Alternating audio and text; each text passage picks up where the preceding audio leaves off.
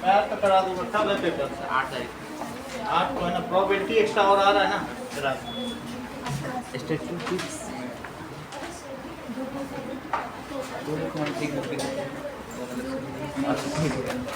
चलिए okay.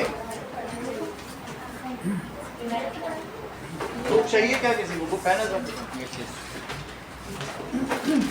Now that is nationalism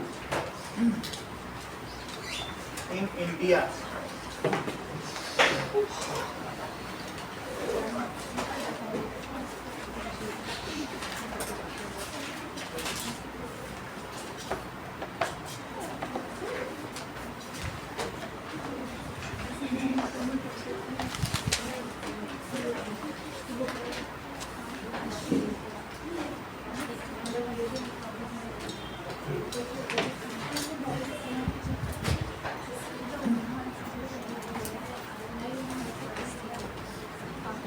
आपने बहुत सारी चीजें देखी कि फ्रांस में राष्ट्रवाद, इटली में राष्ट्रवाद, पोलैंड में राष्ट्रवाद, जर्मनी में राष्ट्रवाद, नेशनलिज्म सब जगह देखा कि नहीं?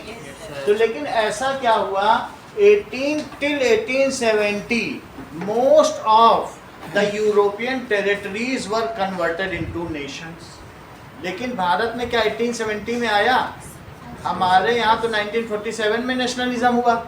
ठीक है, तो भारत में नेशनलिज्म कैसे है? Nationalism is the collective feeling of all the people, they are having a long past common history, common culture, common ethics, जो इस चीज़ को शेयर करते हो तो उस चीज़ को नेशनलिज्म कहते हैं। जिनके यहाँ कॉमन एक ऐसा ड्रेनेज सिस्टम हो जो एक तरफ से निकले तो दूसरे तरफ जाए और उसी से सारे उनके त्यौहार जुड़े हों, तो उनका हमारा ड्रेनेज नेटवर्क का जो जाल है वो सब हमें नेशनलिस्ट बनाता है। हम सभी ने अंग्रेज़ों के खिलाफ लड़ाई की, तो ये बात अभी भी, ये जो कॉमन एथिक्स है जो हमने खून बहाया, उससे हमारे अंदर नेशनलिज्म आता है। तो वो हमको एक यूनिटी में बांधता है।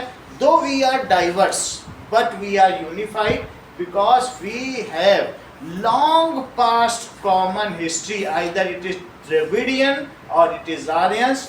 We both are having 5,000 years common history। 5,000 साल पहले का हमारा इतिहास है। चाहे हमारी देवनागरी भाषा हो, चाहे देवों की भाषा संस्कृत हो, तो ये दोनों 5,000 साल पहले इवॉल्व हो चुके हैं। समझ में आएगी? इवन अवर मैथमेटिक्स जो ऋग्वेद में दी गई है वो बहुत ऊंचे लेवल की थी। बात आपको समझ में आ गई? तो इस वजह से हमको अभी भी विश्व गुरु माना जाता है और हम उस चीज़ को शेयर करते हैं। इतनी बात समझ आई? तो अब हम इसी चीज़ को इस पर्सपेक्टिव में देखेंगे कि what is the, how the concept of nationalism emerged in India.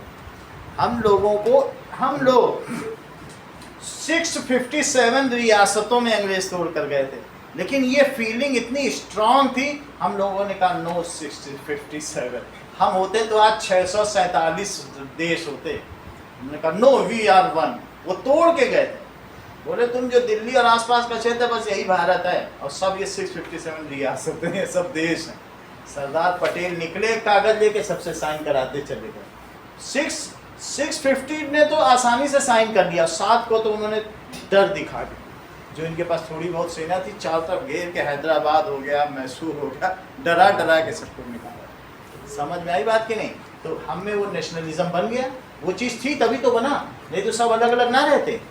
तो आप समझ लीजिए, इसीलिए उनको जो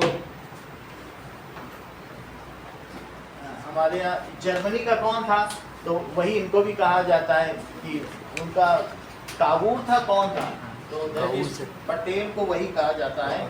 जो जर्मनी का कौन था, क्या हम देख रहे हैं। चलो अब आगे देखें, nationalism in India. Modern nationalism देखो, टिल 1870, ठीक है, most of the European country got nationalism. ये बात तुमने पिछले चैप्टर में पढ़ी है। Most of the European countries got feeling of national status of nationalism। सब जगह नेशनलिज्म आ चुका था। 1870 तक आसपास की कहानी है, कहीं 56 में आ गया था, 70 तक तो पूरे यूरोप में नेशनलिज्म आ ही चुका है। फ्रांस का भी जो थर्ड रिवॉल्यूशन है उसमें भी नेपोलियन III ने सत्ता छोड़ दी थी और फ्रांस में भी नेशनलिज्म आ चुका था। अब आगे देखिए, नाउ डिफरेंट नेशंस, अब उनमें नेशनलिज्म आ गया था तो क्या हुआ, different Nations have their national anthem. अब उन सबका क्या हो चुका था, बोलो, नेशनल एंथम हो चुका था, राष्ट्रगान, एलिगरी, उनकी नेशनल एलिगरी हो चुकी थी, राष्ट्रमाता, कहीं जर्मेनिया हो चुकी थी, कहीं और दूसरे भी हो चुके थे, ठीक है, तो नेशनल एलिगरी हो गई थी, एंड नेशनल सिंबल्स भी हो गए थे, नेशनल फ्लैग भी हो गए थे, ये सारी चीज हो गई थी कि नहीं। And they were now the, वो अब प्रजा नहीं थे, they were now citizen of their nation. उनको क्या स्टेटस मिल गया था, सब जगह के लोग वहाँ के सिटीजन थे। The common people were now citizen of their territory.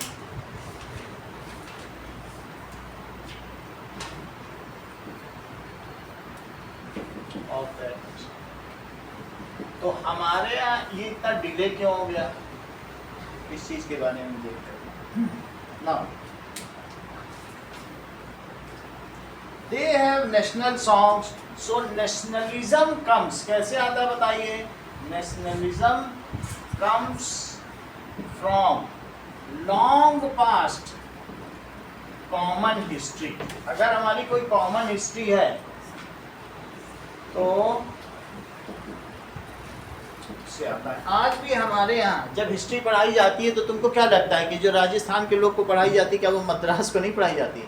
वहाँ पर भी उन्हीं मुगलों ने शासन किया, कभी आए कभी गए, तुमको भी यही पढ़ाया जाता है, कभी महाराणा प्रताप थे, कभी वो आए, कभी ये गए, तो exchange of values and ethics and culture होता ही रहा।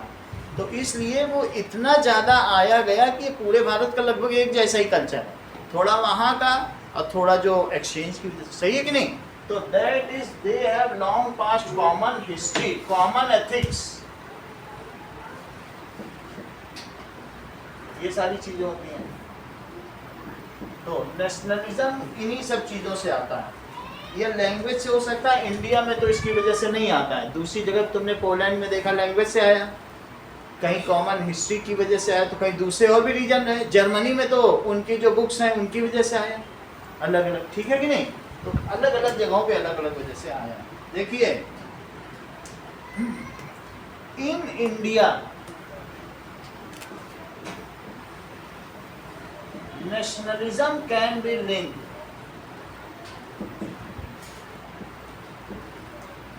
to anti-colonial movement.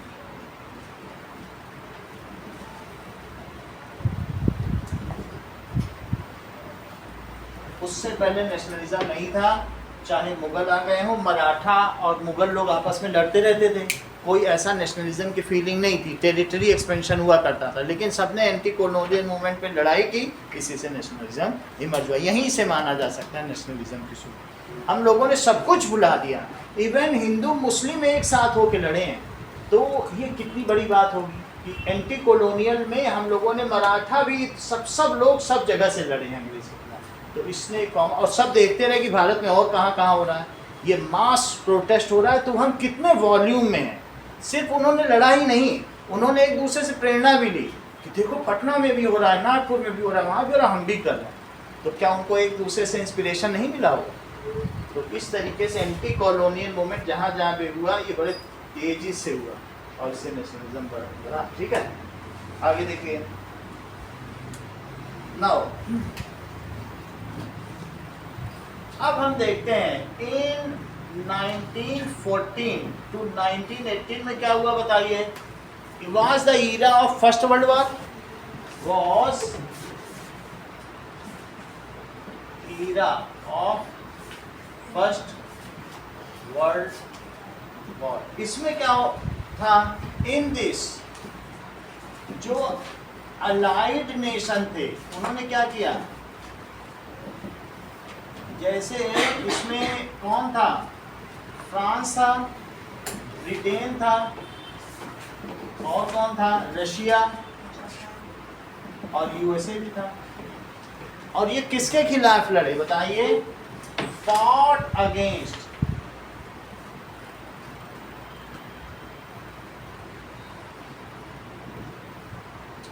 Fought against axis power. Axis power का दूसरा नाम क्या है, सेंट्रल पावर। सेंट्रल पावर में जर्मनी था, ऑटोमन एम्पायर था, ठीक है, इटली भी था, इन सब के खिलाफ। अच्छा बताओ इसमें विजय किसकी हुई, now that is allied power one. और उन्होंने क्या किया होगा, अलाइड पावर एंड, अब देखिए हुआ क्या था कि these are the European countries, तो इन्होंने रशिया वहाँ पे यूएसए भी है, रशिया भी था और यूएसए साथ में देखें। यूएसए लास्ट के 6 महीने आया। जब रशिया हट गया, दोनों युद्धों में ऐसा किया यूएसए ने, 39 to 45 में वो 6 महीने के लिए आता है और जीत के चला जाता है। अब पहले के 4 साल वो अपने हथियार बेचता है। इसी वजह से यूएसए अभी 21 ट्रिलियन पर है, इतने डॉलर, और जबकि अमेरिका 19 ट्रिलियन पर है और भारत 6 ट्रिलियन के लिस्ट पर है। यूएसए और अमेरिका में क्या है, हैं? यूएसएसआर है क्या फर्स्ट, यूएसएसआर है। आप रशिया जो मैं बोल रहा हूँ ना, हाँ वो अब आप चाहे तो उसे यूएसएसआर भी कह सकते हैं, उसका नाम बदला है बाद में। रशिया के नाम से रशियन रिवोल्यूशन आप पढ़ते हो, तो वो रशियन रिवोल्यूशन की बात है, तब तक भी वो रशिया ही था, बाद में वो यूएसएसआर कह रहा है। और यूएसए उसने आसपास की स्टेट्स को मिलाना शुरू कर दिया, 26 स्टेट मिला ली तब यूएसए कहलाया, पहले अमेरिका था। सबको मिला लिया उसने 26 स्टेट को। अभी भी तो कह रहा है पनामा को मिला लेंगे तो चिली को मिला लेंगे तो मैक्सिको को मिला लेंगे, सबको हम मिला ही लेंगे। तो वो कह रहा 3 और मिल जाएंगे तो मेरे फिर इतने हो जाएंगे, लेकिन वो लोग मिलेगा थोड़ी, ऐसे नहीं। तो ये अलाइड पावर जीत गई।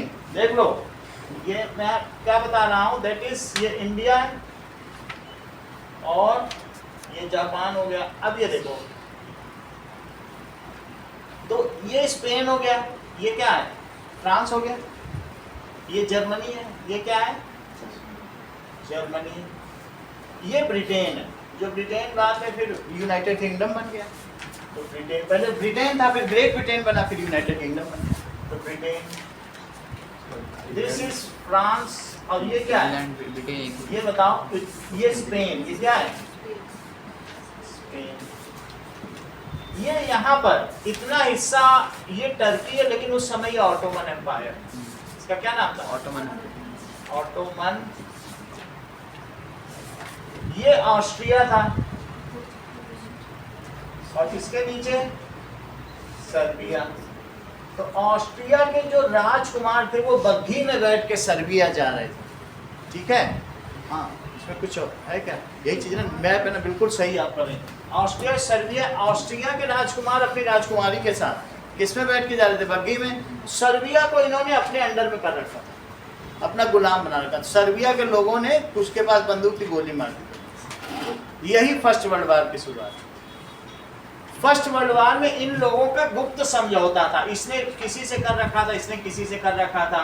फिर इसके बाद आपस में ट्राइपार्टाइट संधि थी, कहीं कहीं पर द्विपक्षीय संधि थी, गुप्त था कि तुम्हें अगर कोई मारेगा तो हम पीछे से तुम्हारा सपोर्ट करेंगे। हम जैसे नाटो का आज 39 देश का अलायंस नहीं है कि एक पे हमला का मतलब 39 पे हमला। एक मधुमक्खी को तुमने कुछ किया तो मधुमक्खियों का 29 का छत्ता तुम्हारे ऊपर है। ये नाटो का अलायंस, ठीक है, north Atlantic treaty alliance, NATO खतरनाक अलायंस। ये पूरा देश मिला के नाटो बनाए। लेकिन उसी समय भी हुआ, तो बोलो ये जब बग्घी में मार गए तो वहीं से फिर क्या हो गया, फिर कई लोगों ने, समझ में आई बात कि नहीं, जब इन्होंने मारा तो इन्होंने सर्बिया को क्या करना शुरू कर दिया, बताओ, सर्बिया पे कि अरे वहाँ के लोगों ने मारा और दमन करना शुरू कर दिया। लेकिन रशिया उसके साथ था, वो सर्बिया के साथ था। सर्बिया के लोगों को माना जा रहा है, तो गुप्त समझौते फिर खुल के आने लगे। तो ये चीज़ हमें उसके बारे में ज़्यादा नहीं जानना है, क्योंकि हमारे संबंध का है ऑटोमन एम्पायर। अब क्या हुआ बताओ, तुम्हें ये बात पता चल गई एक्सिस पावर क्या होती है? किसी धुरी का, किसी पहिए का सेंटर को एक्सिस कहते हैं। क्या कहते हैं? जिस पर पूरे पहिए चलते हैं उनको क्या कहते हैं? एक्सिस कहते हैं। इसे एक्सिस पावर। एक्सिस पावर के खिलाफ जो लड़ते हैं उनको क्या कहते हैं? Centre power. Allied power. Axis ही सेंटर, एक्सिस पावर ही सेंट्रल पावर, और जो चारों तरफ से लड़े उनको क्या कहेंगे? सहयोगी शक्तियां। एलाइड का क्या मतलब होता है बताओ? सहयोगी शक्तियां। बोलो इस बात को समझ गए? अब जब ये लोग जीत गए, अमेरिका की वजह से जीते, रशिया में तो बड़ी बुरी स्थिति, तुमने सोशलिज्म पढ़ रखा है ना रशिया का, कि उस समय भी लेनिन आ गए, उन्होंने कहा चलो निकलो यहाँ युद्ध से, तो 1917 में हट गया था, तभी तो वहाँ लेनिन आए थे। तो अब बताओ जो 1918 के वर्ल्ड वार 1 का क्या आउटकम था जस्मिता? कौन जीता था? Allied powers. So that is Allied power 1 and they curb most of the territory of Ottoman Empire. यहाँ पर ऑटोमन एम्पायर इतना बड़ा था, इसको इतना बड़ा करके जो छोड़ सब ले लिया इससे, कुछ इनको दे दिया कुछ इनके, और उसका नाम आज टर्की या तुर्की है, और सैयद अर्दोगन उसके राष्ट्रपति। तो यहाँ पर अब ये क्या बन गया बोलो? तुर्की हो गया है इसका, वैसे टर्की। और ये जो यहाँ बैठता था खलीफा, वो खलीफा पूरे फ्राइडे को, आज भी फ्राइडे को ही होती है ना इनकी खास नमाज, तो वो खलीफा सब जगह अपना एड्रेस करता था लीडर्स को, लेकिन उसकी सारी पावर्स ले। खलीफा कौन होता है? इस्लामिक वर्ल्ड का सबसे बड़ा रिलीजियस लीडर। तो इन्होंने क्या किया बोलो? जब ये लोग जीते तो ऑटोमन एम्पायर को कर्व कर दिया, छोटा सा बना दिया, पहले बहुत बड़ा था, और उसके बाद उसके खलीफा की भी सारी पावर ले ली। तो अब यहाँ के जो हिंदुस्तान के मुसलमान थे, हिंदुस्तान के मुसलमानों ने अंग्रेजों से कभी लड़ाई नहीं की, वो लड़ाई कर रहे थे अपने खलीफा के। दिखने में ऐसा लगता है कि हिंदुस्तान के मुसलमानों ने भारत की आज़ादी के लिए लड़ाई की, उन्होंने भारत की आज़ादी के लिए कभी नहीं लड़ाई की।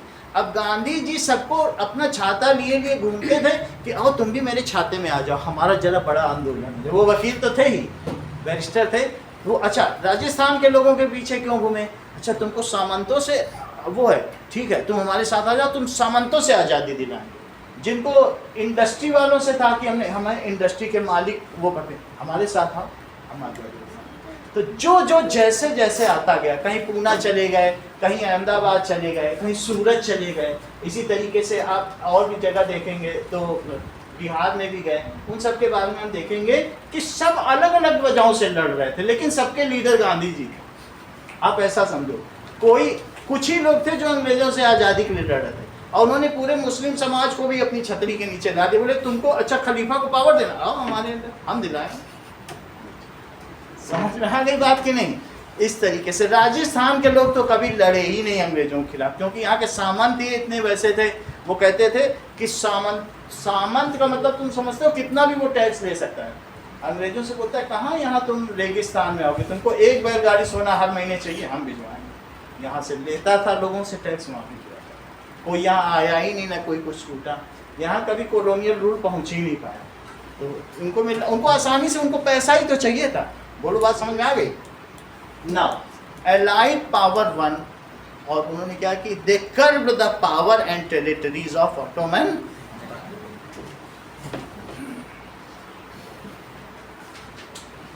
कर्ब्ड द टेरिटरीज ऑफ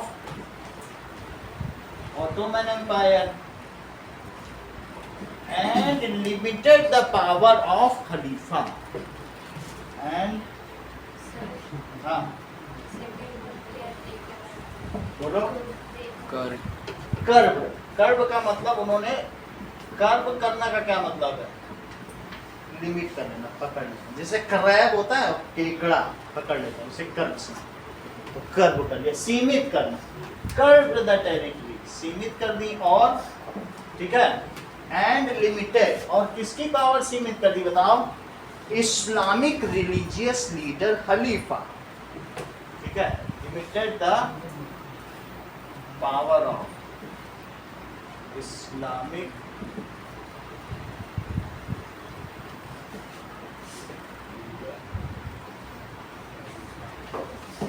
इसकी वजह से क्या हुआ?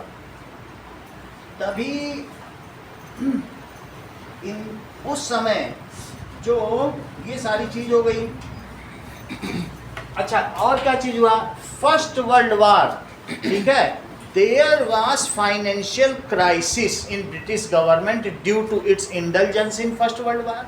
वो उसमें लगी हुई थी, इसलिए उसने इंडियन फार्मर्स पर, वीवर्स पर, इंडस्ट्रीज पर सब पे टैक्स बढ़ा दिया। बोला हम पैसा कहाँ से लाएंगे? तो जो उसकी कॉलोनीज थी सब पे टैक्स बढ़ा दिया।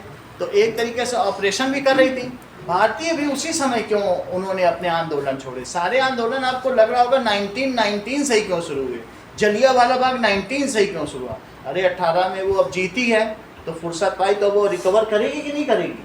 वहाँ से कुछ टैक्स बढ़ाना शुरू कर दिया। लेकिन ये जो खलीफा वाला की पावर को लिमिट करना था, ये तो बस एक र्यूमर पैदा करा, इसके लिए तो उन्होंने इंडिया में मूवमेंट चालू कर दिया। क्या किया था? ये तो सिर्फ र्यूमर था। ह्यूमन तो नहीं था, बोलो। तभी तो उन्होंने इंडिया वालों ने मतलब बॉम्बे में फिर एक मूवमेंट चालू किया था खिलाफत मूवमेंट। ये खलीफत मूवमेंट है, उसी को खिलाफत हम लोग बोल रहे हैं, क्योंकि यहाँ के लोगों को खलीफा का मतलब ही नहीं पता है। वैसे तो एक दूसरे को बोलते हैं क्या तुम खलीफा हो कहीं के, क्या इसका मतलब है क्या तुम इस्लामिक वर्ल्ड के सबसे बड़े लीडर हो क्या? आपस में बोलते हैं कि तो हम लोग खलीफा बन रहे हो बहुत बड़े। अच्छा, तो ये जो मूवमेंट हुआ है, बुक्स में सब जगह ये लिखा हुआ है, यही लिखा है कि जो भारत में मूवमेंट हुआ वो खलीफत मूवमेंट है, कि खलीफा को पावर दी जाए। समझ में आ गई बात? तो वो, और दूसरे क्या रीजंस थे? एक तो खलीफा का मूवमेंट हो गया, ये र्यूमर नहीं है, इट इज द लिमिटेड। तुम इसमें नहीं देखो, बुक में देख के बताओ इसमें क्या लिखा, इसमें भी दिखा हुआ है कहाँ लिखा? अभी मैं तुमको नेट से दिखाता हूँ। हाँ, with defeat of Ottoman Turki.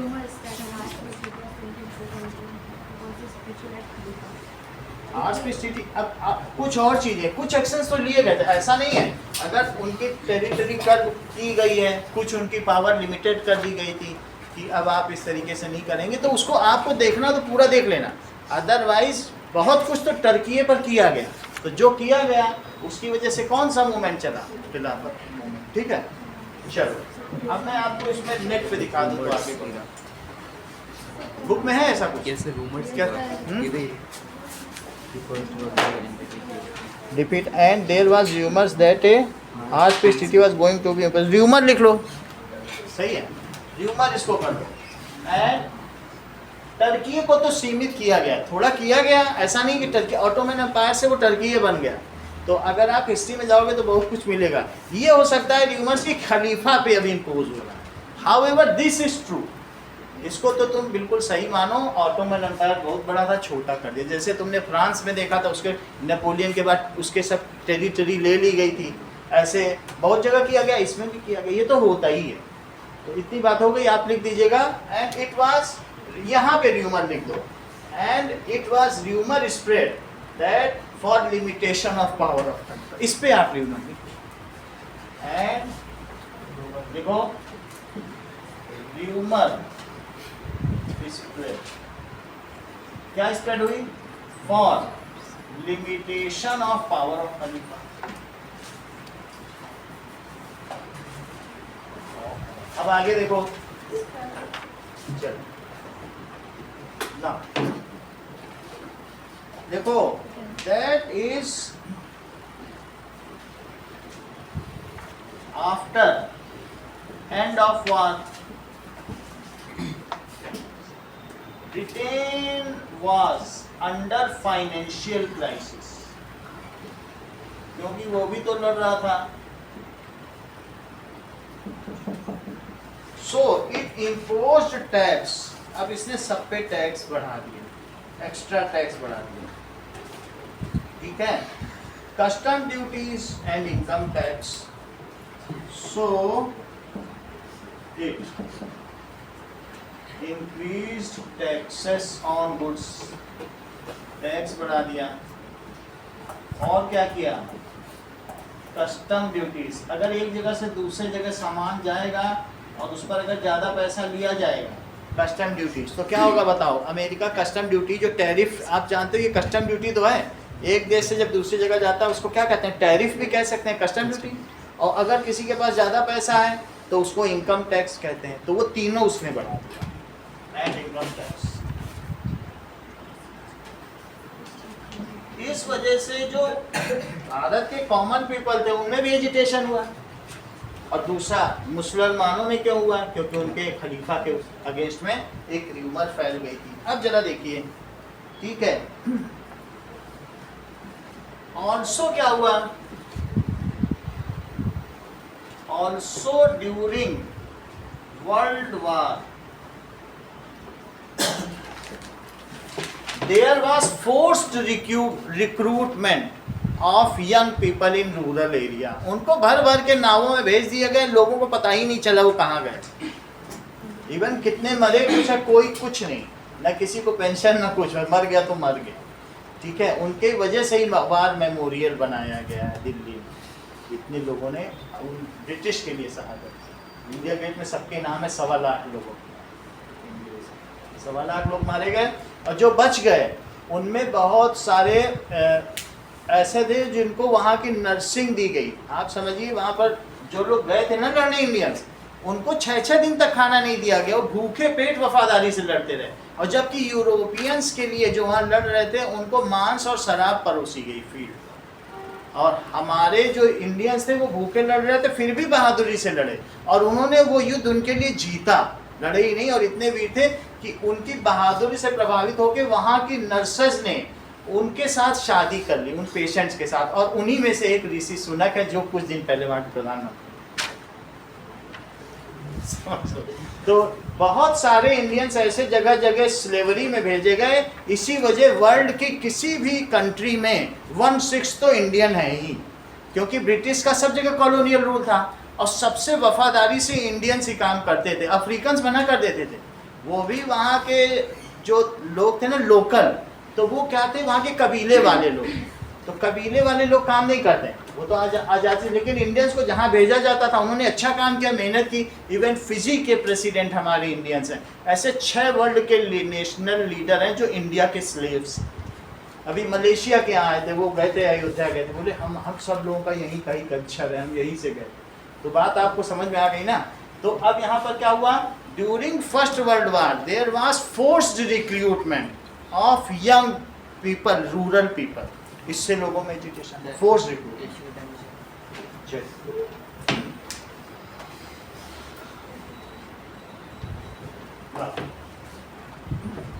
There was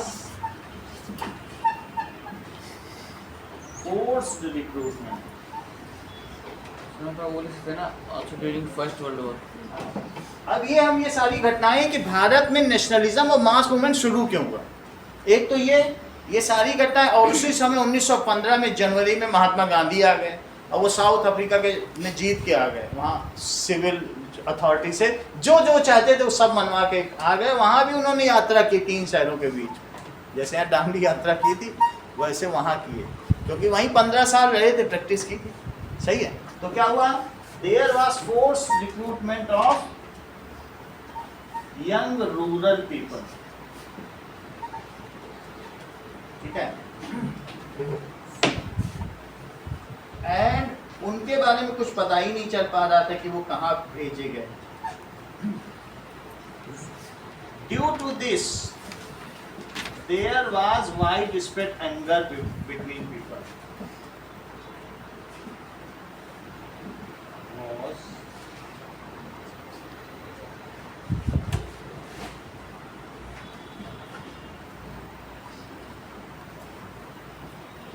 अब आगे की बात देखिए।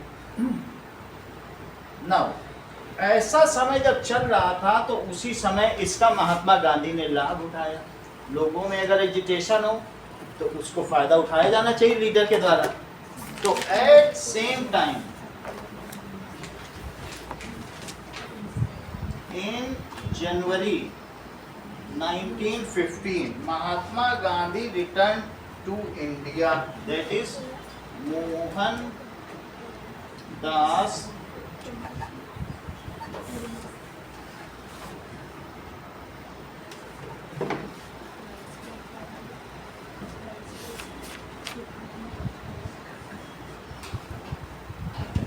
तो अपनी बैरिस्ट्री महात्मा गांधी ने कहाँ से की, लंदन से की। और लंदन से करने के बाद वो कहाँ चले गए प्रैक्टिस करने के लिए, अफ्रीका चले गए। अफ्रीका में वो 15 साल रहे जब वो 40 साल की उम्र के हो गए तो फिर क्या हुआ, इंडिया आ गए। सही है। इस तरीके से फिर यहाँ पर उन्होंने अपना आगे का पॉलिटिकल करियर चुना।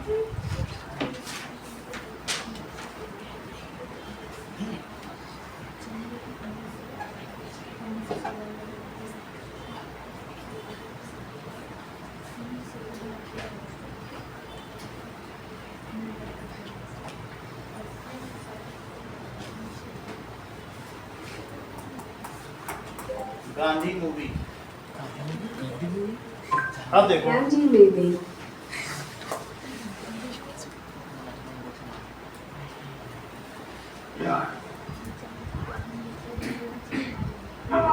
कसम है अल्लाह की, उसे मैं जिंदा नहीं छोड़ूंगा कि मेरी बीवी की बेइज्जती करेगा, चाहे वो मुझे।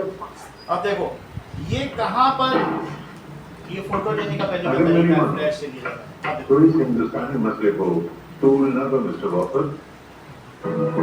याद है। सबसे पहले इनको एजिटेशन क्या हुआ, जब शुरू का देखो ये क्या है, किसी ट्रेन में सफर कर रही है, ये तो इनकी शव यात्रा दिखाई जा रही है।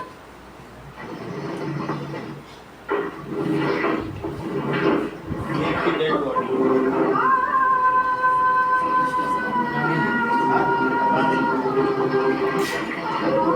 जवाहर लाल नेहरू, ये खड़े हैं, सरदार पटेल है। काले आदमी को फील्ड मार्शल ने कहा है, ये बोल रहे हैं कि ऐसा कभी विश्वास में कोई नहीं करेगा कि इतने लोग इसकी यात्रा में शामिल। ये अंग्रेज, ये आजाद हो चुका है भारत जनवरी 48 की बात। आने वाली पीढ़ियों को ये मुश्किल से विश्वास होगा। ये देखो अब इनकी दक्षिण भारत में एंट्री हो रही, साउथ अफ्रीका, दक्षिण अफ्रीका। तो इनके पास फर्स्ट क्लास का टिकट था, उसमें वो बैठे थे टिकट लेकर, लेकिन अब इनके पास टिकट चक्कर आता है, बोलता काला आदमी कैसे बैठ गया फर्स्ट क्लास में। और अब देखो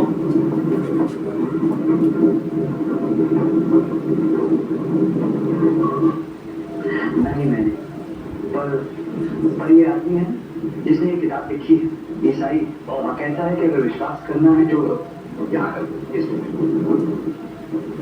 क्यों ये टिकट है, फर्स्ट क्लास टिकट।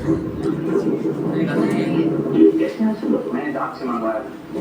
मैं एक वकील हूँ और इतना समय नहीं था कि मैं आपको नहीं समझेगा, थर्ड क्लास में क्या चलिए तो तुम समझ नहीं रुकिए जरा। ये देखिए मोहनदास के गांधी, अटॉर्नी एट लॉ। इस वक्त मैं प्रिटोरिया जा रहा हूँ एक हिंदुस्तानी कंपनी के मुकदमे के लिए। सुना नहीं तुमने, यहाँ कोई काला वकील नहीं, ये सॉल्व करने का। सर मैंने वकालत पास की है लंदन से और मेंबर हूँ। अब देखो इनको इन्होंने क्या किया, चलती गाड़ी से फेंक दिया। ले जाओ अपना सामान थर्ड क्लास में, वरना फेंक दो इस गाड़ी से।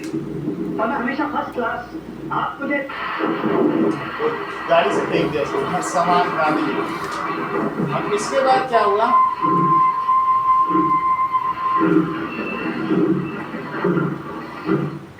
ठीक है, यहाँ पर होता क्या था, कार्ड होते थे कि जो ब्लैक्स थे, जैसे इंडिया में लिखा जाता था कि dogs and blacks are not allowed here. India में सब जगह स्लोगन रहता था, पार्क में सीट पे लिखा रहता कुत्ते और काले इस सीट पे नहीं बैठ सकते, इस बीच में नहीं आ सकते। ये अंग्रेज हर जगह स्लोगन लिखते थे। तो वैसे साउथ अफ्रीका में भी ये स्लोगन चलन में था। जैसा आपने देखा कि साउथ अफ्रीका में, जोहान्सबर्ग में थे ना ये, साउथ अफ्रीका, वहाँ पे भी हर जगह लिखा रहता था कुत्ते और ब्लैक्स नहीं है।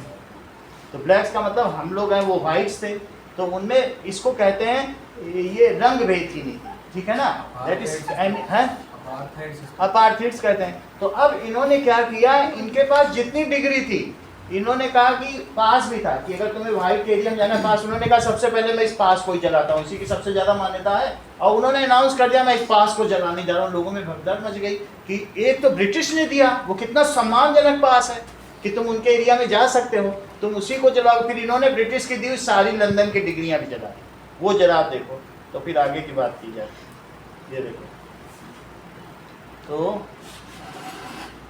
अब देखिए फिर मैं इसके बाद आगे क्या मैं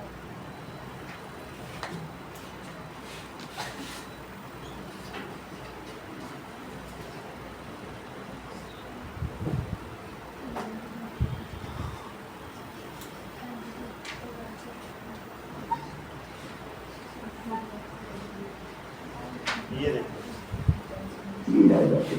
बहुत ही रुपये नहीं था वो आगे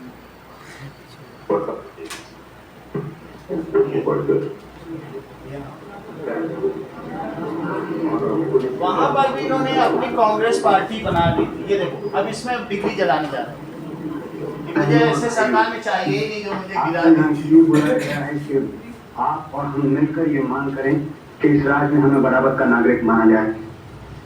कोई झगड़ा नहीं चाहते हम लोग, विरोधी ताकत का हम लोगों को बहुत अच्छी तरह अंदाजा है, इसलिए हम उनके खिलाफ ये केवल सही शांतिपूर्ण तरीके अपनाएं और ये निश्चित पक्का है कि न्याय हमें अवश्य मिले।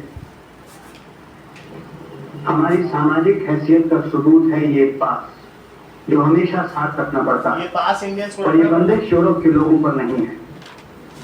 हुकूमत से अपना ये हक हासिल करने के लिए सबसे पहले ये भेदभाव मिटाना होगा।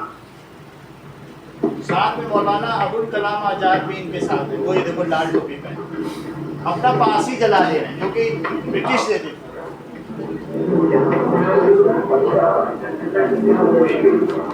दिखते तो बहुत अच्छा हो पर लोगों में जोश तो करो पैदा।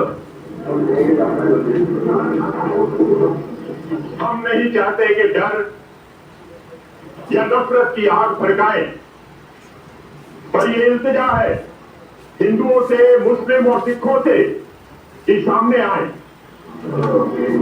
आइए आज ये अपने पासे जो कमेटी से हमें मिले थे आग में जला दें। आइए आगे बढ़िए और अपने पासिस को आग के अंदर रुक जाओ।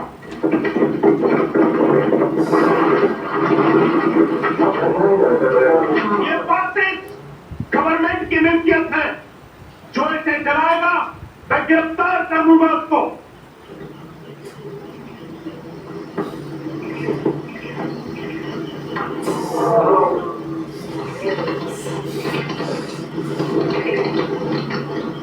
ले जाओ इसे।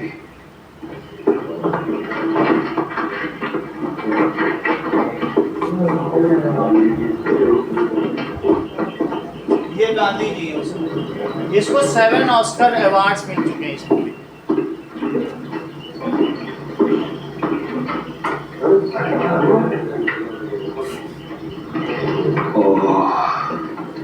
कमीने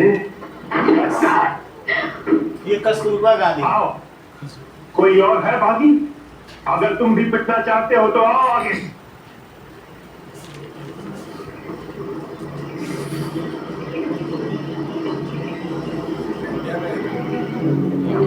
ये वहां के पास जला रहे हैं जो इनको पास दिए गए ना।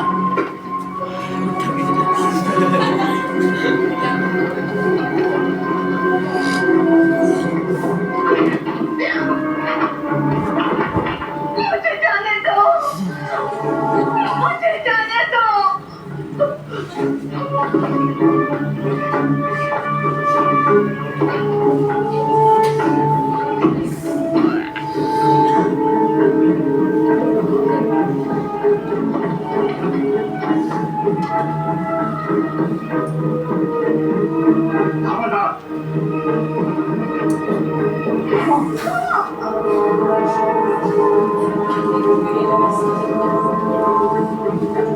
ये जॉन एंड्रूज है जो इनके समर्थक है, वाइट विंग के समर्थक।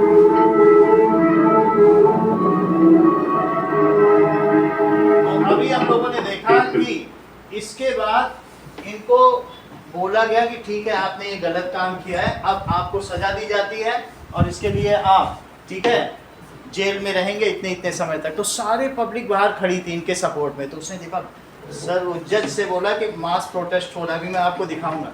तो बोले ठीक है मैं तुमको छोड़ता हूँ, लेकिन इसके लिए आपको $4 देने पड़ेंगे अगर छूटना चाहते हो।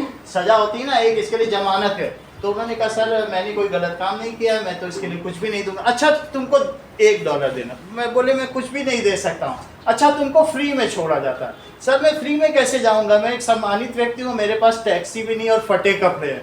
तो उसने बोला ठीक है, इनको $2 दो, ये जाएंगे। उल्टा उनसे ही पैसा लेकर के गए। तो वास्तव में फिर वहाँ से और जो उनको सिविल राइट्स चाहिए थे लोगों को, वो दिलवाए। ये सब कहाँ की घटना है? ये सब वहाँ की घटना है, साउथ अफ्रीका। ठीक है, इंडियन कैसे हैं? वहाँ पे इंडियंस कितने सारे हैं? इंडियंस भी बहुत सारे रहते हैं। मैंने आपको स्लेवरी की बात बताई कि यहाँ से भी जो भी कहीं भी जाते थे तो यहाँ के स्लेव्स बहुत अच्छे थे इंडियंस। यहाँ से लोगों से काम ज़्यादा लिया जा सकता था, लेकिन और कहीं के कॉलोनियल रूल में वो संभावना नहीं थी। बात समझ में आ गई?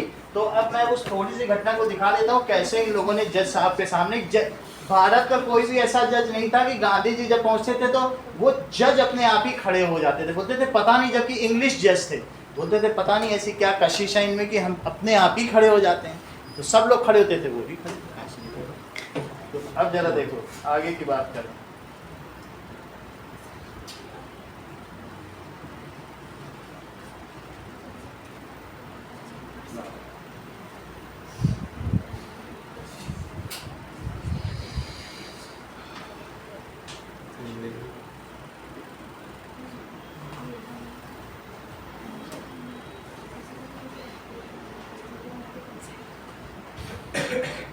सर ये देखो। महात्मा गांधी के साथ थोड़ी कस्तूरबा सी गांधी चाय गई थी क्या? कहाँ जेल में खा लिया कस्तूरबा गांधी साथ में थी, 15 साल वो वहाँ रहे। यहाँ देखो, अब इनको बुलाया सोचा गया। आपसे कोई बातचीत राइट ऑफ हाँ, हाँ मिस्टर गांधी, सोचा आपसे कोई बातचीत की है। ये बैरिस्टर है। तुम जा सकते हो डैनियल। एक गिलास शेरी चलेगी? बैरी शराब को कहते धन्यवाद नहीं हैं, रशियन फिर शराब। थोड़ी सी चाय। खाना जेल में खा लिया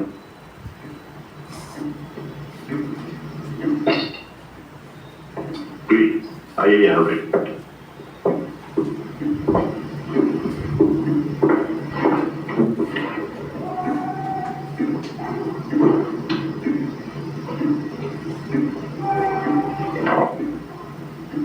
मिस्टर गांधी, पार्लियामेंट से मैं सिफारिश कर रहा हूँ कि वो इस कानून को खत्म कर दे जिससे आपको शिकायत थी। आप सिफारिश करें जनरल स्मार्ट्स, तब तो जरूर मानी जाएगी।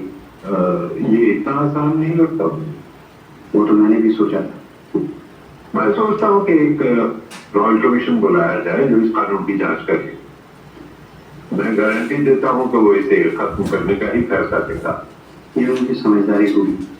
और शायद वो ये भी चाहे कि आइंदा यहाँ आके रहने वाले हिंदुस्तानियों की तादाद कम कर दे या बिल्कुल ही रोक दे।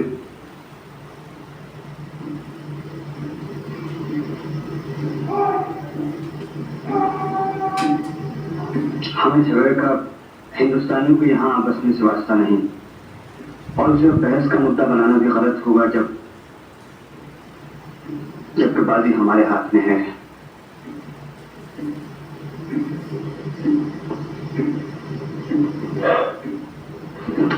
मैं आने वाले 24 घंटों में सारे कैदियों के रिहाई का हुक्म दे रहा हूँ और आप इसी वक्त से रिहा किए जाते हैं।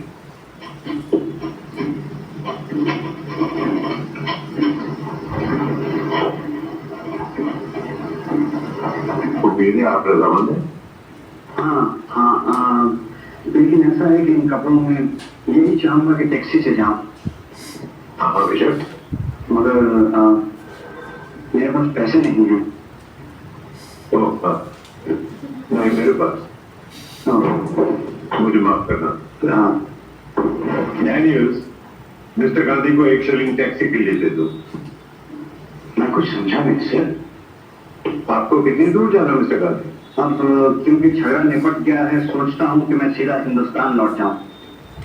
अब यहाँ से सीधा पर 1 शिलिंग हिंदुस्तान आ गया। बहुत काम आएगी इस मौके पर।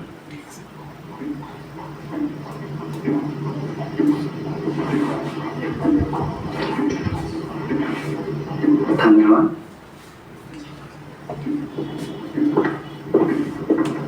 उसको रोक दिया ना।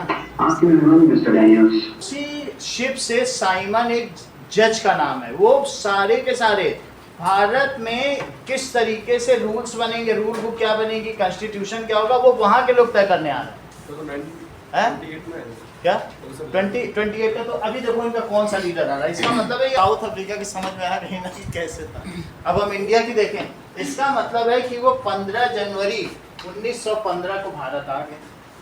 अब आगे की बात देखो, इन जनवरी रिटर्न टू इंडिया, और वहाँ पर उन्होंने सब रूल जो दिलाने थे अथॉरिटी दिला ही दी थी। ये सारे लेटेस्ट थे, और एक उस समय खिलाफत आंदोलन की भी बात हो रही थी र्यूमर। तो अब हम इन सबको एक साथ कल करें और फिर नया जो आंदोलन होने वाला है वो शुरू करें कि क्यों हुआ। सारे रीजन तो पता चल गया आपको, एक लीडर भी मिल गया, जो हिंदुस्तानी वो भी एजिटेटेड है, मुस्लिम भी एजिटेटेड है।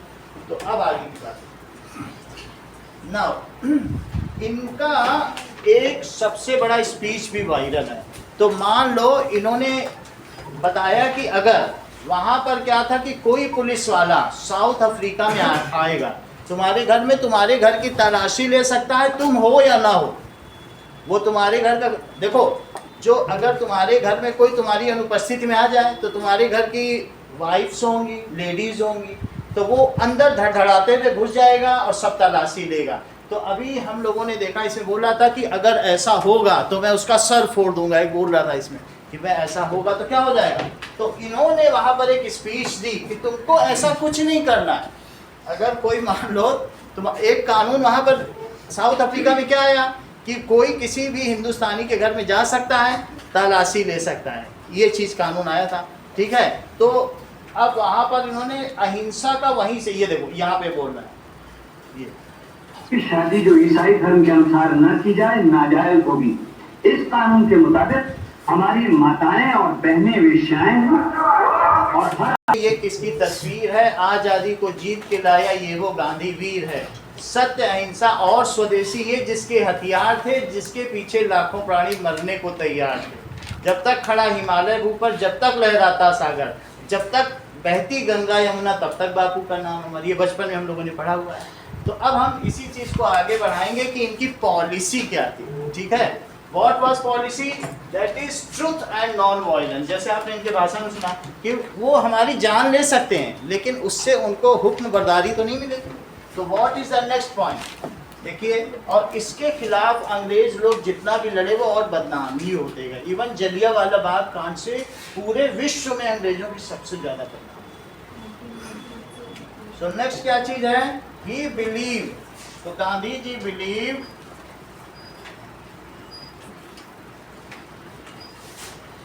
in truth and non-violence।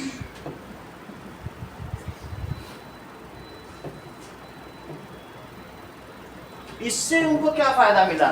इससे घर की औरतें जो चकला बेलन चलाती थी वो भी निकल आई। और वो कितनी वीरता होगी कि गोली खाने को आदमी तैयार, उस व्यक्ति से कौन लड़ पाए? हाथ में कुछ भी नहीं है, बंदूक वाले से तो आदमी लड़ ले कि मारने आया था तो मारा गया, लेकिन उसके खिलाफ क्या प्रोपेगेंडा करोगे जो गोली खाने आ रहा? उसके खिलाफ तुम्हारे पास बचाव का कोई उपाय है? तुमने अगर औरतों और बच्चों को गोली मार दी तो बोलो संसार में तुम क्या संदेश दोगे? क्या तुम दे पाओगे?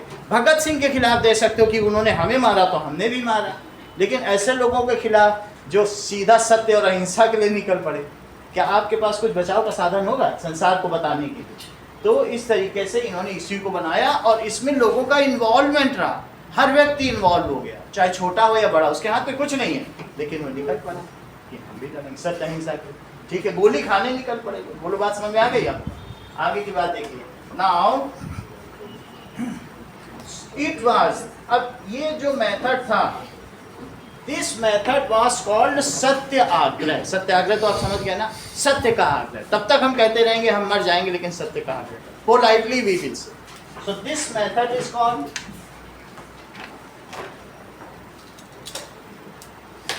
सत्याग्रह। अब आगे की बात करते हैं। Now that he used successfully 1919 में उन्होंने 3 जगह सत्याग्रह आंदोलन किया। कहाँ पर? चंपारण। ही सक्सेसफुली यूज्ड सत्याग्रह मूवमेंट।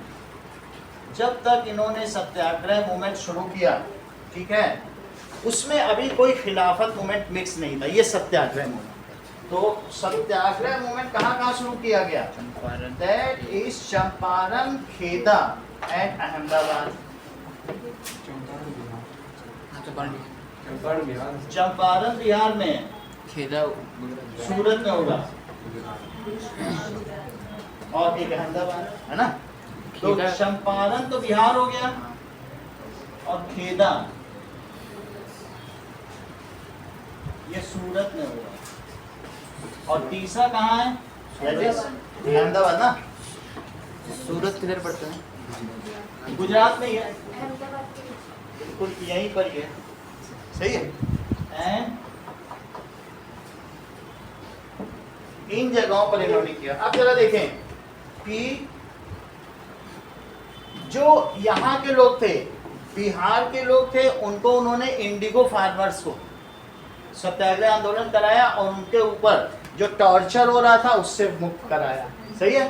तो सब चीज को, और इसमें क्या किया, अहमदाबाद में कपड़ा मिले थी, और ये भी इंडस्ट्री थी, ये दोनों इंडस्ट्री थी, यही था ना।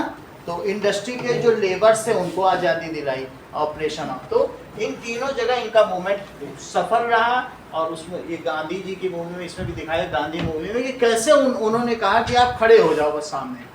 घोड़े भी आए तो वो लेट गए, लेकिन घोड़े फिर चढ़ते नहीं ना इंसानों पे, तो बाद में सफल हो। Now see in Champaran movement, so he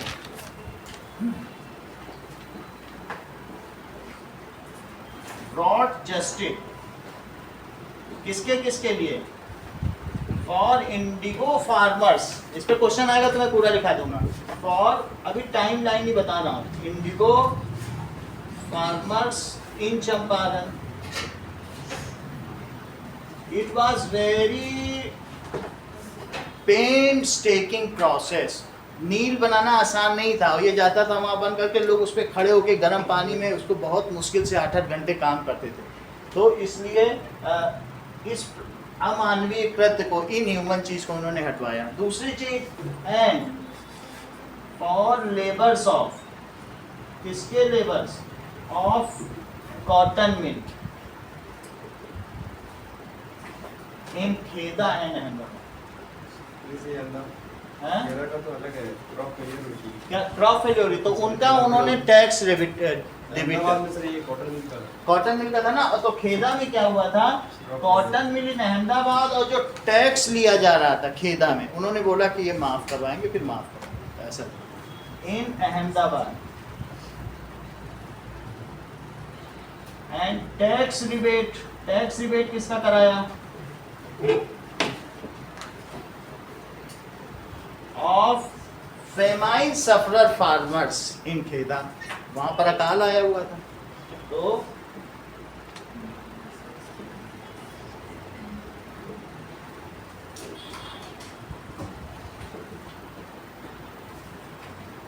of ये जस्ट करना चाहते थे क्या, ये इनका ट्रायल था। इसे आप फुल फ्लेज सत्याग्रह मत समझिए, ये लोकल सत्याग्रह था। ये इसको प्री सत्याग्रह मूवमेंट भी कह सकते हैं, सही है कि नहीं? पूरे भारत में तो शुरू नहीं किया था। हाँ, मतलब टैक्स रिबेट, टैक्स खत्म करवा देना, कम करवा देना, ठीक है। छूट, रिबेट का क्या मतलब होता है? छूट। अब अगली चीज देखो, नाउ इन 1919, अब उन्होंने, जब ये चीज हुई, एक रॉलेट एक्ट आया। रॉलेट एक्ट के अगेंस्ट में इन्होंने क्या किया, पूरे,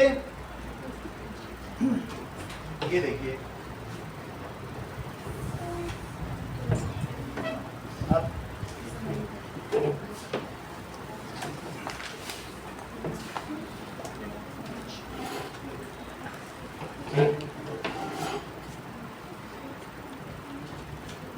what was Rowlatt Act when it came? देखो, now Rowlatt Act ये ब्रिटिश कॉलोनियल लेजिस्लेशन ने पास किया था टू डिटेन इंडिविजुअल। इसमें बिना किसी ट्रायल के किसी को टेररिस्ट घोषित किया जा सकता है, 2 साल जेल में रख सकते हैं। किसी भी हिंदुस्तानी को कोई भी पुलिस वाला पकड़ के 2 साल तो ऐसे ही जेल में रख सकते हैं, विदाउट एनी ट्रायल। तो इसको वहाँ के जज ने, वहाँ की कॉन्स्टिट्यूशन ने, ब्रिटेन ने पास करके यहाँ भेजा रॉलेट एक्ट। और वो जो जज था उसका क्या नाम था? रॉलेट, ठीक है। तो रॉलेट कमेटी के प्रेसिडेंट का क्या नाम था बताओ? Sir Sydney Rowlatt. समझ में आ गई बात? सो नाउ इन 1919 में ही हुआ था। Rowlatt act was passed. तो रॉलेट एक्ट को ब्लैक एक्ट भी कहते हैं। कौन सा? Black act. Black black act. Black black act. Black act, सही कह रही हो। तो रॉलेट एक ब्लैक एक्ट था, ठीक है। चलो now that is Rowlatt Act was passed by, इसको किसने पास किया था? जो ब्रिटिश कॉलोनियल लेजिस्लेशन है, ठीक है, पास बाय ब्रिटिश, आप लिख लो। It was made by it, आप जज का नाम लिख सकते हैं, लिखना हो तो, दैट इज सिडनी रॉलेट, ठीक है। इट वाज किसके द्वारा ड्राफ्टेड हुआ? Drafted bye Sydney. और इसके फीचर्स क्या थे? बाय दिस एक्ट, तो सिडनी में SIT। अभी ठीक करता हूं, बाय दिस ब्लैक एक्ट, इसकी वजह से क्या हुआ?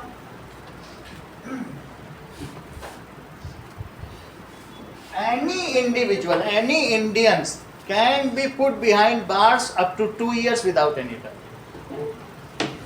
Any Indian can be put, किसके द्वारा? Behind bar by any policeman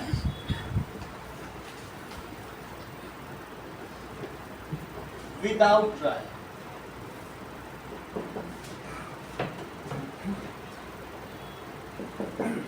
तो इसके लिए अब क्या किया गया? In 1919 Gandhi ji decided to a satyagraha movement nationwide. इसलिए 1919 में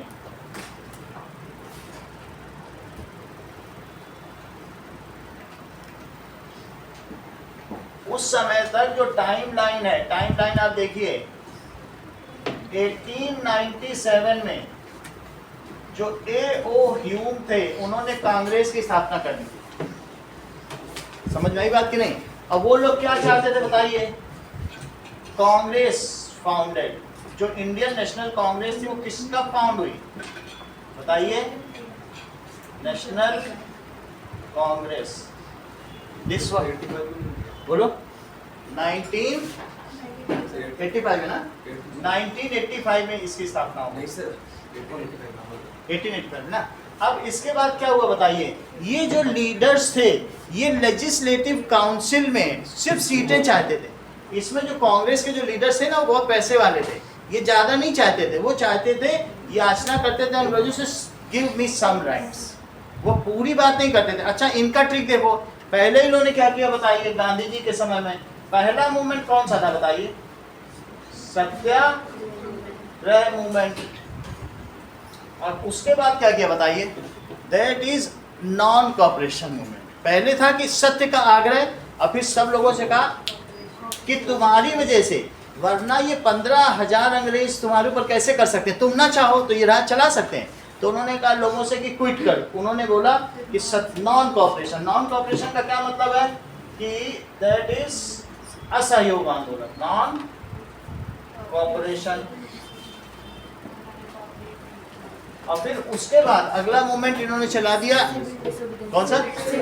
सिविल डिसोबीडियंस। उन्होंने बोला जो वो कानून बना उसका उल्टा करो। उन्होंने अगर नमक कानून है उसको तोड़ो। पहले था कि हम कॉपरेट नहीं करेंगे, उससे अगले कैडर का तोड़ ही दो उनका काम। ये उतना ये बिल्कुल हल्का है। उससे भारी क्या है? छोड़ के आ जाओ उनकी नौकरी। उससे भी भारी क्या है? तुमने कानून बनाया, लो मैंने नमक बना दिया तोड़ के।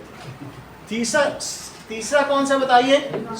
कि सिविल सविनय अवज्ञा आंदोलन। विनय के साथ तुम्हारी बात की एक होता है आज्ञा पालना, और अवज्ञा तोड़ दे। तो उसे क्या कहा? Civil disobedience. और फिर और लास्ट में तो 1942 में कह दिया क्विट इंडिया, निकलो यहाँ से, भारत तुम ही छोड़ के चले जाओगे, क्विट इंडिया।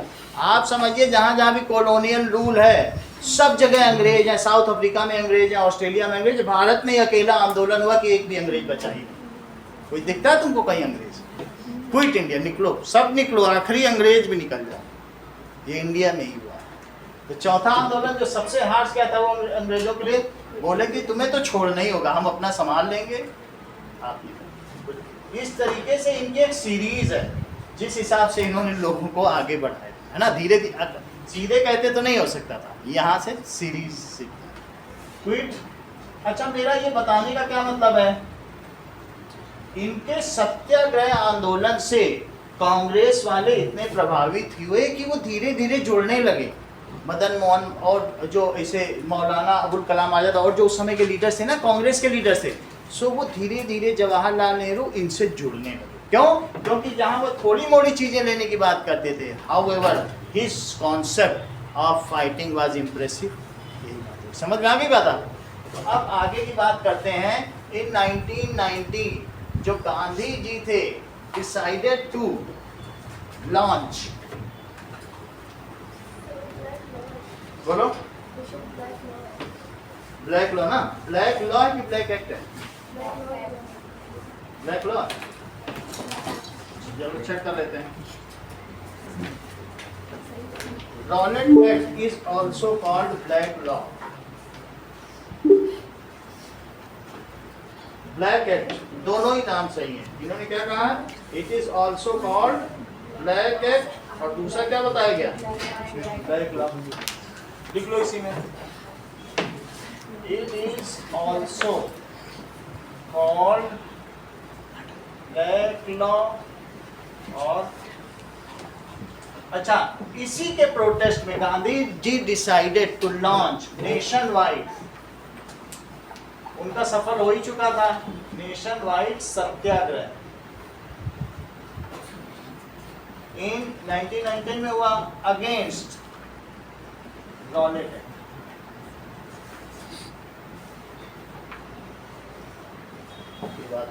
आगे की बात देखिए।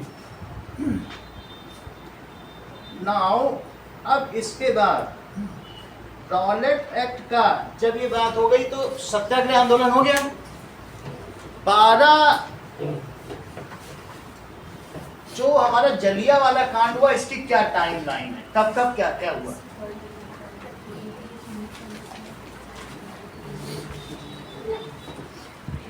अब देखिए टाइम लाइन ऑफ जलियांवाला कांड। According to early day motions, UK Parliament, that this House notes the horrific events that took place on the 13th of April 1919, where more than 1,500 unarmed children, women, men and the elderly were brutally shot and murdered, and more than 6,000 were injured without any warning. अब आगे की बात देखो, फिर इसमें भी हम लोग वीडियो में देखेंगे कि किस तरीके से हुआ। ओके, तो रॉलेट एक्ट के विरोध में क्या हुआ, that is non such violence there start a हड़ताल। 6 अप्रैल को हड़ताल शुरू कर दी गई, सही है। और ऐसा अमृतसर में भी हुआ, वहां पर क्या हुआ बताइए, हड़ताल होने लग गई। सो नेक्स्ट इज,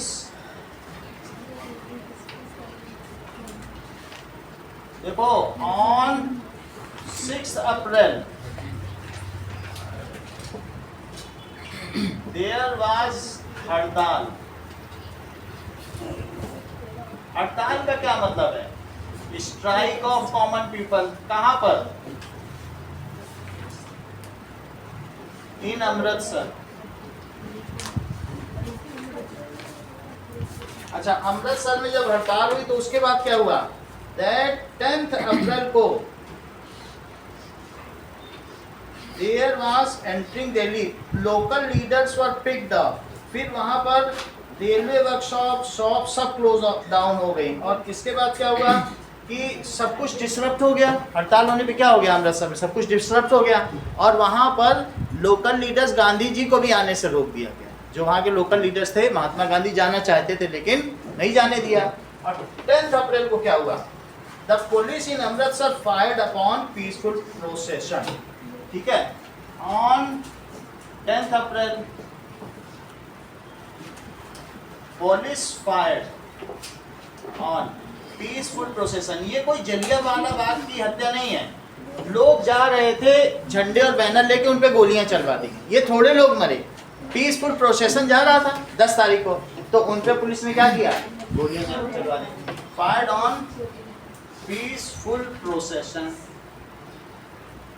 अच्छा, इसके बाद भी क्या घटना है, एंड जनरल मार्शल लॉ। 10 तारीख को मार्शल लॉ लग गया। मार्शल लॉ में 4 लोग एक साथ इकट्ठा नहीं हो सकते, दैट इज धारा 441, आर्टिकल 441 जब इम्पोज हुआ, दैट इज 140, आर्टिकल 140 जब इम्पोज होता, 4 लोग के साथ ज़्यादा है तो सबको जेल में भेज दिया जाएगा, मार्शल लॉ उसको। तो उसने क्या किया, 10 तारीख को कौन सा लॉ लगा दिया, क्या मतलब 4 लोग से ज़्यादा?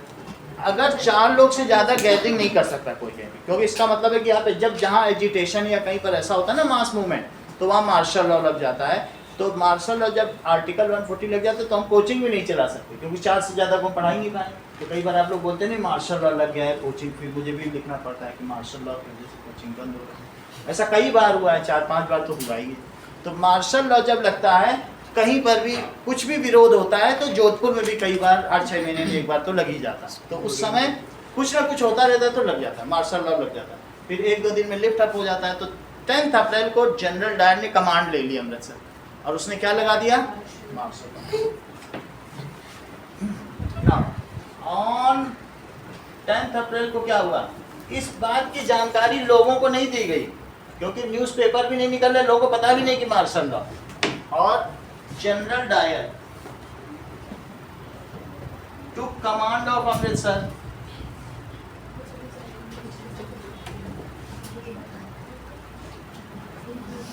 and imposed martial law। Martial law का मतलब तो आप लोग समझ गए हो ना कि क्या होता है, 4 से ज्यादा नहीं। जनरल डायर की DYER। DYER।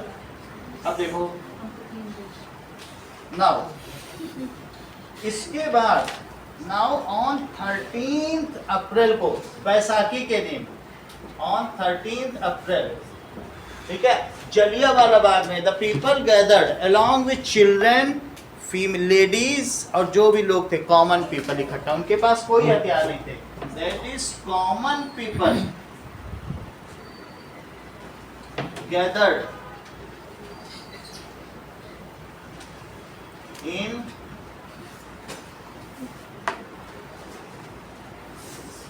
जलियांवाला बाग, ठीक है, वहां पर एक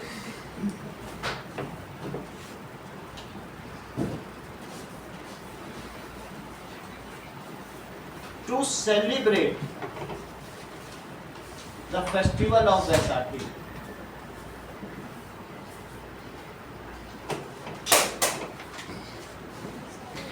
अच्छा, ये ऐसा बाग था कि चारों तरफ सिर्फ एक ही गेट था, उसी से आ जा सकते थे, और कहीं से आने जाने का रास्ता भी नहीं। There was a single entry system, और वो भी कॉमन गलियों से गुजरता था, ठीक है।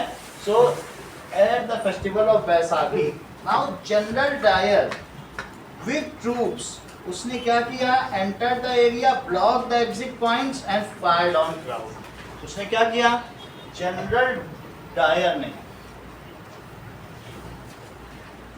along with troops entered the area and, और कितने लोगों पर opened fire without, उनको कोई कॉशन भी नहीं दिया, opened fire, और कितने लोग मारे गए, देखो इसमें कितना लिखा है, 361 के जैसा लिखा है, ठीक है, मैं अभी चेक करके बता देता हूँ।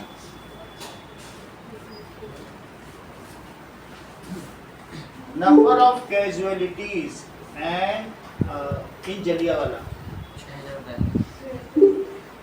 देखो, According to Amritsar, Jallianwala Bagh, the memorial at this site commemorates the 2,000 Indians who were killed or wounded, shot indiscriminately by the British under the command of Gen Michael O'Dyer on April 13, 1919, while participating in a peaceful public meeting. This was one of the major incidents of India's freedom struggle.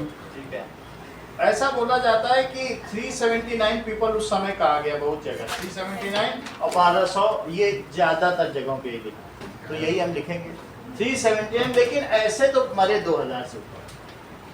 तो ठीक है, उनके note में ये open fire and 379 persons killed and 1200 injured. इतनी बात है। अब जरा देखें कि जलियांवाला बाग में क्या हुआ और डायर से क्या क्वेश्चन पूछा गया लास्ट। सर हाँ सर ये अमृतसर में बोलो। सर प्रोटेस्ट की वजह से हुआ अमृतसर में। अमृतसर में हुआ था। ये जो डायर था ना, इसके अंदर ये था कि कुछ ये मेंटली वैसा था, वहाँ का जो मिलिट्री कमांडर था, तो वो हेट करता था इंडिया से, ठीक है ना। वो ऐसे मौके की तलाश में था और उसने क्या किया, इसका लाभ उठाया और ये सूचना को कहीं पहुँचने नहीं दिया। इस चीज़ को देखें ना, ये देखो, ये पैसा चील कौवे उनको खाएं, उनको डेड बॉडी को, कि कोई अगर थोड़ी भी जान बची हो तो भी ऐसा ना हो कि हमारी उससे बच गया हो तो मर ही जाए, इस तरीके से। अब इससे पूछा जा रहा है कि अगर आपने फायर करवाया तो जो घायल थे उनके लिए आपने क्या किया। अब ये जुडिशियल उस पर पहुंचा है, ठीक है, इसका ट्रायल हो रहा है। कि तो इसने क्या कहा कि आपने घायल थे, उनके इलाज के लिए आपने कुछ बंदोबस्त किया, ठीक है, आपने गोलियां चलवाई। तो अब ये क्या जवाब देगा कि दैट इज कि कैसे वहाँ हुआ, ठीक है। तो जलियांवाला बाग में उन्होंने कहा कि इतनी गोलियां चली, इतने घायल हुए, टोटल इंसिडेंट आपको पता चल गई ना। आगे बढ़े, ये लो नाउ। तो इसमें इन्होंने क्या किया, जलियांवाला मैसेकर, इसको क्या कहेंगे, Jallianwala massacre took place in Amritsar on 13 अप्रैल 1999। तो ये 1919 ये चीज़ है, इसी के आगे लिख लें ये पूरी चीज़ कि इसे मैसेकर कहा जाएगा, कि जलियांवाला मैसेकर। मैसेकर का मतलब होता है जिसमें बहुत सारे लोग मारे जाएं। टुक प्लेस ऑन 13 अप्रैल 1999। कहाँ पर हुई, इन अमृतसर। आगे देखिए, इन 1919 जो Khilafat movement was started by Ali brothers, Mohammad Ali and Shaukat Ali, Bombay में किया। तो 99 में एक और मूवमेंट हुआ। सो इन 1919 खिलाफत, वैसे खलीफत होना चाहिए लेकिन इंडिया में उसे खिलाफत, क्योंकि खलीफा से किसी को मतलब ही नहीं, तो वो सब वो कहते थे अंग्रेजों के खिलाफ हैं, उसी में वो खिलाफ ही बोलते रह गए। खलीफत का नाम बदल के क्या हो गया, खिलाफत। तो लोगों के मतलब कि हम अंग्रेजों के खिलाफ लड़ेंगे तो खिलाफ ही बन गए, तो वही वर्ड ही चल रहा है, खिलाफत, ठीक है। असली नाम है खलीफेट, खिलाफत। और रियल मीनिंग क्या है बोलो, खलीफेट, खिलाफत। वाज स्टार्टेड इन मुंबई, ये दोनों बहुत पैसे वाले लोग थे। Started in Mumbai by Shaukat Ali ji, Shaukat Ali और मोहम्मद अली, दोनों भाई थे, famous Ali brothers. Shaukat Ali and Mohammad Ali. Mohammad Ali Jinnah था, वो जिन्ना वाले नहीं है, ये दूसरे, ठीक है ना। These are famous Ali brothers. और इन्होंने किस लिए किया था, दैट इज इट वाज, इसका मतलब भी समझो, these are famous Ali brothers.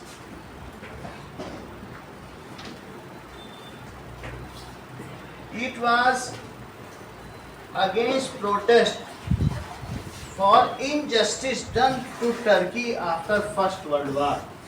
It was, ये भी ब्रिटिश के ही थे, तो उन्होंने कहा हमारा और तुम्हारा दुश्मन तो एक ही है, तुम भी ब्रिटिश के अगेंस्ट हो। गांधी ने कहा हम भी, जब दुश्मन एक तो हम दोस्त हुए, तो फिर मुसलमानों से चलो हमारे दोस्त बन जाओ, हमारा भी दुश्मन भाई, तुम्हारा भी दुश्मन। उनको ये बात पसंद आ गई, बोलो बात समझ में आ गई कि नहीं। सो इट वाज किस लिए था, for injustice, it was for injustice done against Turkey after first world war.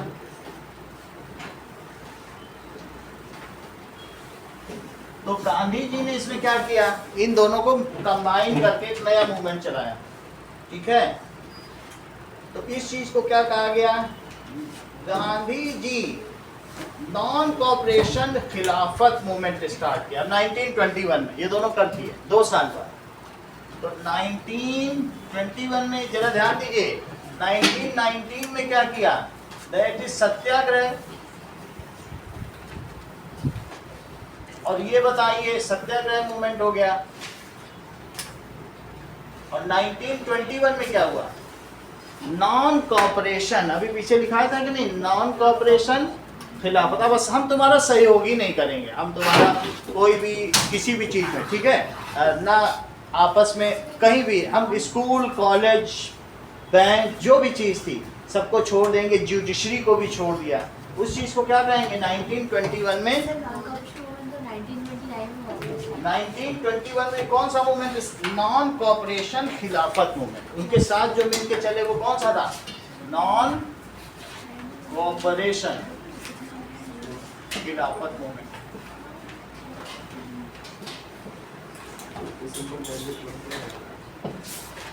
ये मूवमेंट स्टार्ट हुआ, इसका पूरा नाम ये है, नॉन कॉपरेशन खिलाफत मूवमेंट। कब शुरू हुआ, जनवरी, ठीक है, जो उसका वर्डिंग है उसी से लो, इसमें ये स्टार्ट हुआ। अब आगे की बात देखते हैं, इसमें क्या था, that is in this all religious and social group, ठीक है, participated and this was a mass movement. ये बड़ा मूवमेंट बना क्योंकि रिलीजियस ग्रुप में हुए, Hindu and Muslim first time both participated in this movement. सही है, हिंदू, तो ये लिखे गांधी जी started non-cooperation खिलाफत movement.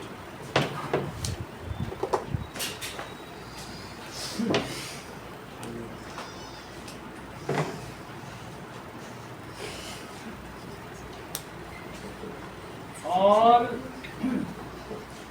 Social and religious group participated in this,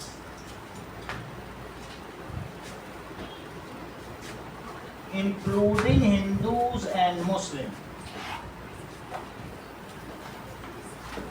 इस मूवमेंट से दलित ने अपने आप को दूर रखा। दलित कह रहे थे पहले हमारे राइट्स दो, हम क्यों लड़े, तुम अभी हमारा शोषण कर रहे हो, क्योंकि कांग्रेस पार्टी ब्राह्मणों की पार्टी थी, तो वो कहते थे हमें अधिकार तो दे नहीं रहे और वहां तुमसे लड़ रहे हैं, फिर उनसे लड़े। सो दैट इज, क्या कह सकते हैं, the lower class Hindu groups kept them away from this. वो हम अलग से क्वेश्चन में लिखा है, ठीक है, इंक्लूडिंग हिंदूज एंड मुस्लिम्स। उस समय भी जो दलित लीडर्स थे उनको कांग्रेस कमेटी में सबसे पीछे बैठा रह जाता था, तो वो इससे खुश नहीं थे कि हमें यही समानता नहीं मिल रही है। So Dalits kept them away from this movement। उससे उन्होंने अपने आप को अलग रखा। अब आगे देखिए, इसमें क्या हुआ, गांधी जी ने अपनी हिंद स्वराज की बुक में लिखी है कि इफ, उन्होंने इसी में बात कही है, हिंद स्वराज की बुक में लिखी है, if Indians do not cooperate with British people, swaraj will come within 1 year. 1 साल में स्वराज आ जाएगा अगर हम cooperate. So Gandhi ji wrote in his Hind Swaraj book that swaraj will come if we do not cooperate with Indians, do not cooperate with. तो इसमें हुआ क्या क्या, अपना राज्य, एक होता है कि परतंत्र और एक है स्वतंत्र, अपना तंत्र, और एक है दूसरे तंत्र। तंत्र का मतलब सिस्टम, आदर्श सिस्टम, परतंत्र माई सिस्टम, मेरा तंत्र, स्वतंत्र, ठीक है। तो इन्होंने क्या लिखा, Gandhi ji wrote in his book Hind Swaraj, और इस बुक में उन्होंने आगे भी सब लिख दिया कि आगे उनकी क्या प्लानिंग थी, पूरी स्ट्रेटजी लिख दी कि ऐसा होगा तो ये करना चाहिए, वो करना चाहिए, सारे आगे के लिए बहुत वाइडर विजन था, ये अचानक नहीं हुआ, ये पूरा एक स्ट्रेटजी के तहत हुआ। that Swaraj will come. Swaraj का मतलब इंडिपेंडेंस, ये लिख लो, independence will come if within 1 year if Indians do not cooperate with Britishers, तो ऐसा उन्होंने इसमें लिखा और इसीलिए ये किया। अच्छा, नॉन कॉपरेशन मूवमेंट पे क्या हुए? British institutions, school, college, foreign goods and clothes were boycotted, सबको बाइकआउट किया गया। इन दिस मूवमेंट, इस स्वराज देखो नॉन कॉपरेशन खिलाफत मूवमेंट, आप इसको इसी नाम से जाने, सही है। तो इस मूवमेंट में क्या हुआ? In this movement British institution को बाइकआउट किया गया। ब्रिटिश इंस्टीट्यूशंस, स्कूल्स, क्योंकि वो कॉन्वेंट स्कूल चला रहे थे और उसमें वो कंसेशन दे रहे थे, और जो अपने इंडियन स्कूल थे उनमें कंसेशन नहीं दे रहे थे। तो स्कूल्स, कॉलेजेस और इसी तरीके से जुडिशरी, इन सब को बाइकआउट किया गया। सर, उस स्वदेशी तरह तो कुछ आया था जिसमें खादी कपड़ा स्वदेशी मूवमेंट तो उन्होंने सभी के साथ, अलग से स्वदेशी मूवमेंट का कोई ईयर नहीं है, लेकिन सबके साथ उन्होंने बीच बीच में चलाया, ठीक है कि नहीं? ऐसा कोई ईयर नहीं मिलेगा आपको स्वदेशी का। तो अब कॉलेजेस, इसी तरीके से judiciary, that is courts and foreign goods were boycott. इतनी बात तुमको समझ में आ गई? अब इसी के आगे हम लोग कल समझेंगे। 21 तक तो आपने समझ लिया कि क्या हुआ, ठीक है। कल मोस्टली मैं इसे खत्म कर दूंगा।